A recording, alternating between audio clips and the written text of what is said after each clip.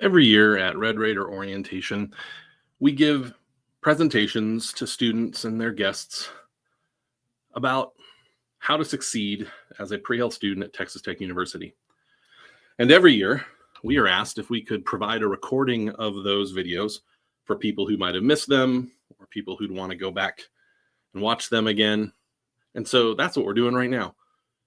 Anytime students have questions, we encourage them to stop by our website, to email us at pphc@ttu.edu, or give us a call. We'd be happy to help in any way possible. This presentation is called How to Make the Most of Pre-Health Advising. We recognize that a lot of students haven't worked with an academic advisor before. They may not be sure of what the relationship is like, what the expectations are, and ultimately how to have the most effective pre-health advising relationship. So these are just some quick tips and perspectives that we've gained over the years, helping pre-health students be as successful as possible. We hope you find them helpful. First and foremost, if you're going to make the most of pre-health advising, it helps to do it at the right times of the year. And I don't know what your experience has been listening to this video, watching through it with previous college experience, but sometimes brand new college students aren't really sure how to navigate what we think of as the seasons of the semester. Busy times, what we often think of as peak advising seasons, they are at times when maybe students don't expect them to be.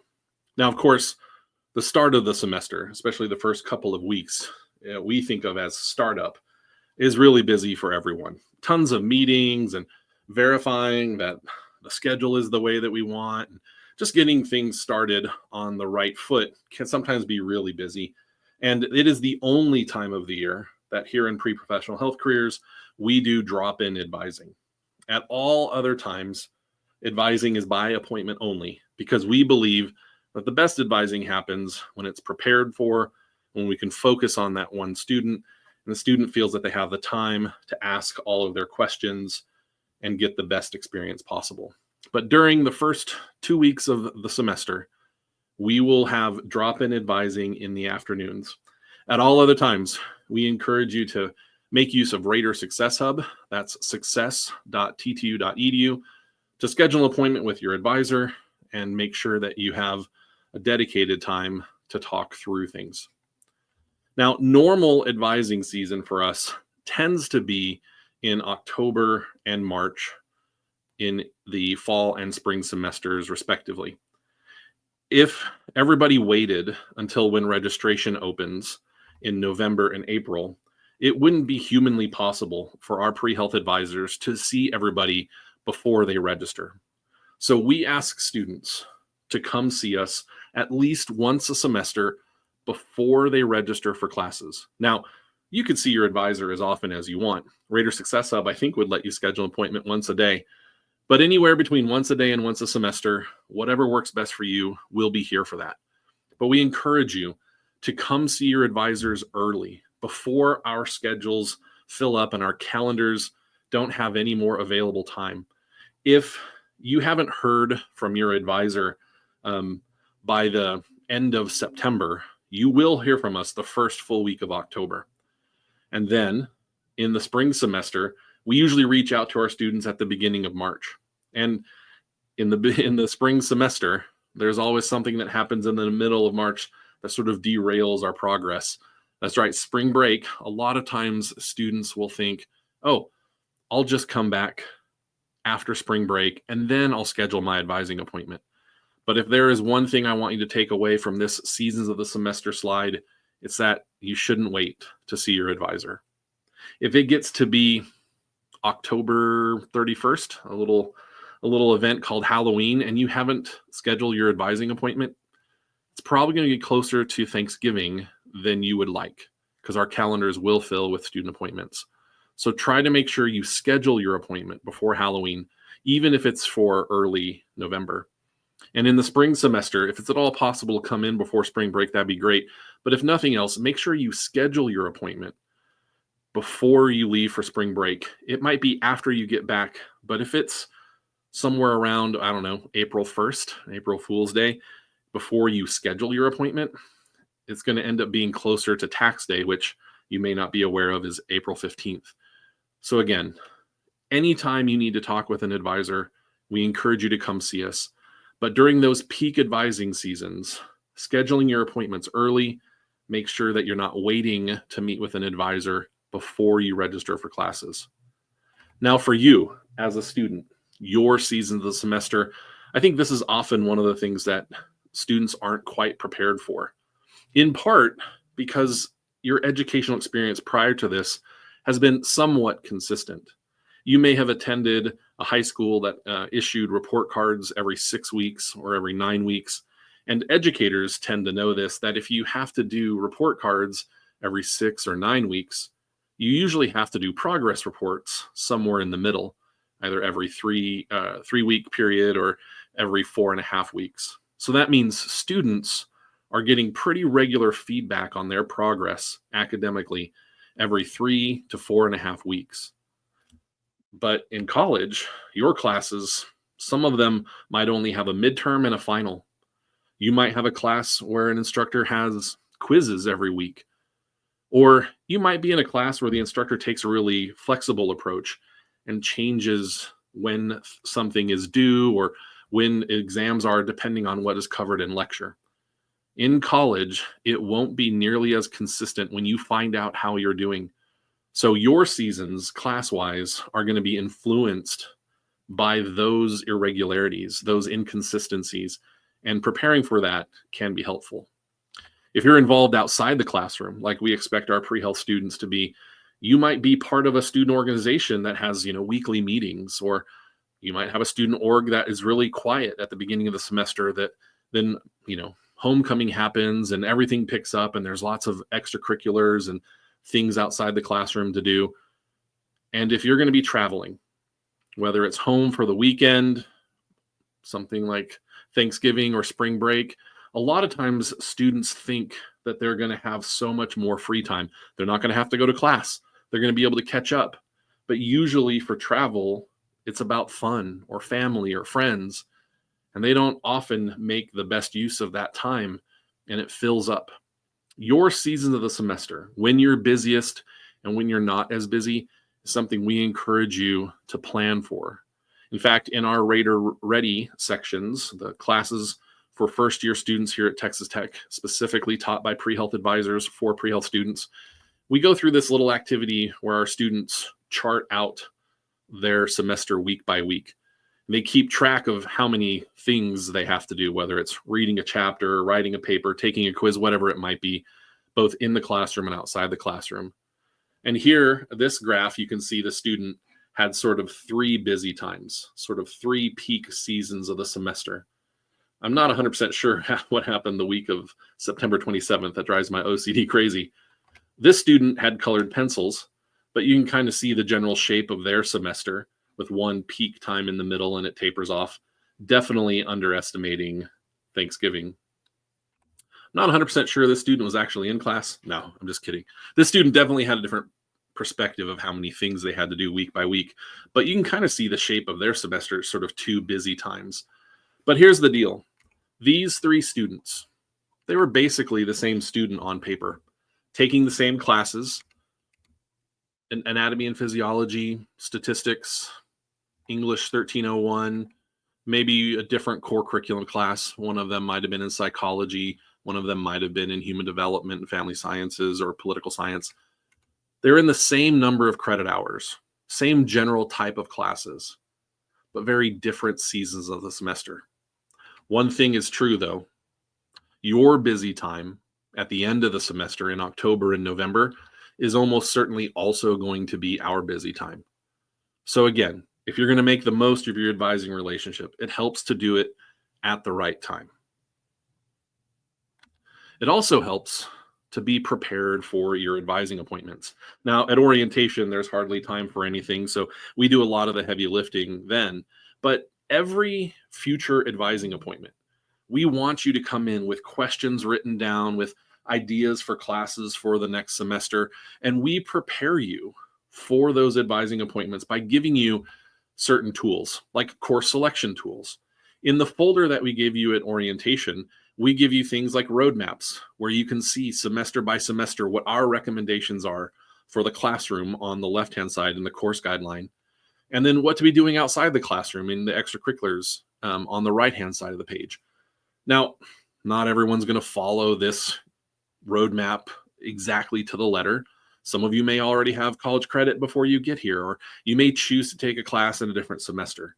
But for the most part, the prerequisite sciences that are listed in those semesters and those years are really important to follow. That's often why we put them in red, just making sure that we're following that order of courses. And the other classes might be negotiable. They'll also include semesters where you might be taking classes for a possible major. So as you're thinking about what course should I take, these roadmaps, which we give you at orientation and are available on our website, are a great place to start. Another thing that will be in your folder from orientation is a schedule planning form. And, it would be easy for students to leave orientation thinking the only thing that my advisor cares about are the classes that I'm taking. We spend so much time talking about classes, making sure we've selected the right ones, planning our schedule and so forth. And so much of this schedule planning form, real estate wise, is devoted to writing down classes. So it would be easy to leave orientation and thinking that that is all advisors care about. But the schedule planning form that we use every other semester is structured very differently. Do you see the big part in the middle where we talk about all the other things outside the classroom? Not only how you're performing academically, your grades, but how are you getting involved on campus? What are you doing to give back in your community? How are you engaging your profession? If you have an entrance exam that you're going to have to take, how you're planning and preparing for that. If you have to declare a degree granting major and finish a degree along the way, what is your major or parallel plan there? And then room for other questions and comments and stuff. Every time you meet with a pre-health advisor, we are going to keep documentation. It's not just for our records and for our benefit. It's also for yours. If you happen to lose them, you can always email your advisor and we'll be happy to send you a copy. But we want you to get used to thinking through these questions too. To be documenting the decisions you're making and keeping track of things, it's an important healthcare skill and not just helpful in college. So every semester, we're going to keep track of the decisions you're making and the advice that we're giving so that we can work from the next step the next time we meet with you. At orientation, we also have something called advisor prescription cards or advisor RX cards. We really encourage students to use a checklist approach. In fact, we often recommend that students look at a book called The Checklist Manifesto, written by a physician, about how important documentation and building progress and keeping track of goals can be. So at orientation, we give students an advisor prescription card with things they should have done before they came to orientation, stuff that they'll be doing at orientation, and some of our advice and recommendations for after orientation. And on the backhand side is some useful information, resources, QR codes to some of the things that we want you to keep track of. And we put our YouTube channel on there, not because we want you to like and subscribe, because we have a lot more videos out there about the elements of competitive and compelling and campus resources and the like. So in your folder at orientation, we give you documents to be prepared for your next advising appointment. We also make those resources available online. But one of the online resources that we want our students to know about is called DegreeWorks. It is our degree auditing tool, and you can access it from the MyTech tab of RadarLink. It's right there in that blue button. And if you are in a pre-health designation and you go to DegreeWorks, it will run your audit for your pre-health requirements, showing you what you've completed, checked off in green. The things you haven't yet completed will be that red circle. And the courses that might be in progress, things that you're currently taking at Tech, will be in that half circle of blue. Now, degree audits are not the authority. Ultimately, your advisor is who you should ask questions of, should you have any questions about what your degree audit says.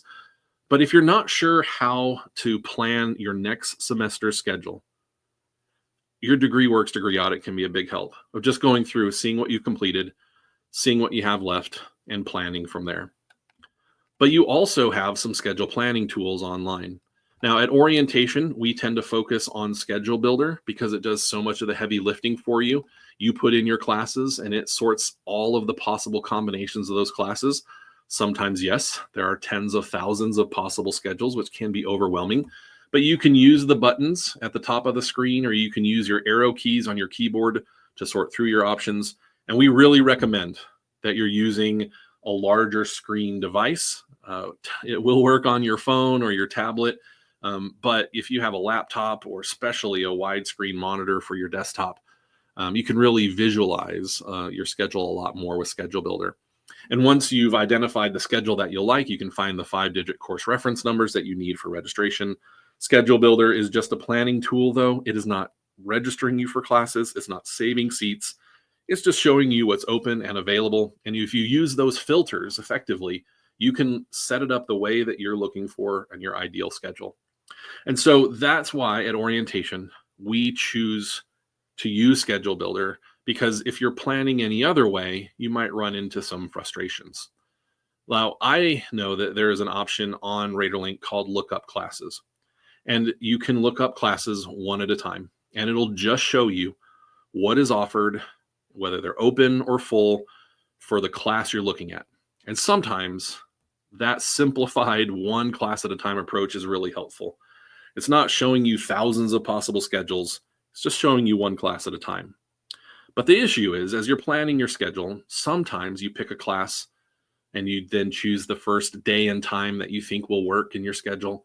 And then you go on to your next class and you pick another day and time. And then when you're looking at the days and times available for your third class, the only one that's open conflicts with the day and time you picked for your first class. So you have to go back and forth and changing things. So that's one of the advantages of Schedule Builder. But if you want to go just one class at a time, Lookup Classes on RadarLink will let you do that.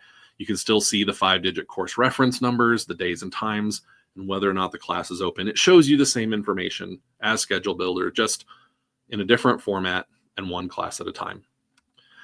There's another tool, though, that I do find helpful. Maybe it's because I learned to plan schedules back in the olden days when the schedule was printed on that green and white dot matrix printer paper, and they would just put it up, tape it on the wall, and you'd look at everything all at once. If you want to see all of your options for multiple classes all at once, there's something called the section search tool.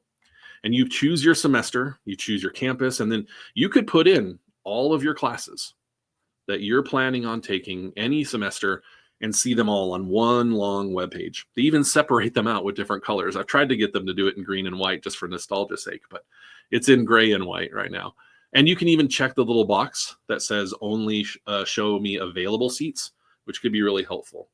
Now, Schedule Builder, Lookup Classes, Section Search Tool, like I said, they show you all the same information, just in different formats. So if you prefer to plan a different way, plan the way that works best for you. But at orientation, we're going to prefer Schedule Builder just because of how helpful it can be. Once you have identified your 5-digit course reference numbers from the classes you selected and the days and times that go with them, you have one registration tool on RadarLink. It's called Add or Drop Classes. It's all right there under the registration section of the MyTech tab on RadarLink. That's radarlink.ttu.edu. And all you have to do is click where it says Add or Drop Classes. You'll choose your semester. You'll enter your 5-digit course reference numbers. Ideally, if you have selected your classes well, you've planned your schedule well, you've gotten your 5-digit course reference numbers, registration should be a breeze. It's just clicking some buttons and typing some numbers. We want to make sure that registration goes as easy as possible for you. And so we encourage you to use all of your tools, your course selection tools, your schedule planning tools, and the important registration tool at Add or Drop Classes on RadarLink. Now, orientation is where we focus on these tools, and then we go about our summer and come to the start of the fall semester, and we often don't think about these things again until we're advising for the next semester in October, and we've only ever done it once. So we have this registration resources page on our orientation website, at our department's website at www.pphc.ttu.edu. We encourage you to bookmark this. We as advisors use it all the time. We want to look at what the core curriculum options are to read course descriptions in the catalog. We have tutorials for all of these resources. We want you to know that as an advising office, course selection, schedule planning, and registration are separate processes. And that's not all there is to academic advising. Our office helps in a lot of ways, right? Of course, we're going to talk about classes, but we teach classes like Raider Ready, the freshman seminar, and the health professions seminar that I teach online. We provide information through a learning management system organization called The Pulse. So announcements for pre-health students and opportunities to engage your profession, to give back in your community, and learn about student organizations. We have scholarships primarily for pre-med students after their first year at Tech. We host an annual school fair every February where we bring the Texas Tech University Health Sciences Center programs and others like them from around the state and the country right here to campus in the student union so you can learn about them and become the best applicant you can be. We work with a bunch of pre-health student organizations. We have a pre-health learning community. We mentor. We have a mentor program with the TTOHSC, a partnership that we do with the fall semester. And we're here to coach you through the application process. Your pre-health advisor is not here just to tell you what classes to take. That is public information we want you to look over. When you're meeting with your pre-health advisor, there's so much more that we want to talk with you about. And so if you're going to make the most of your pre-health advising relationship, we encourage you to do it on time, to be prepared, and to make sure that you're asking all of your questions. Thank you so much for watching this video. Remember, we're here to help. Check out our website, email us, give us a call. Anything we can do to help your journey as a pre-health student here at Texas Tech, that's what we want to do.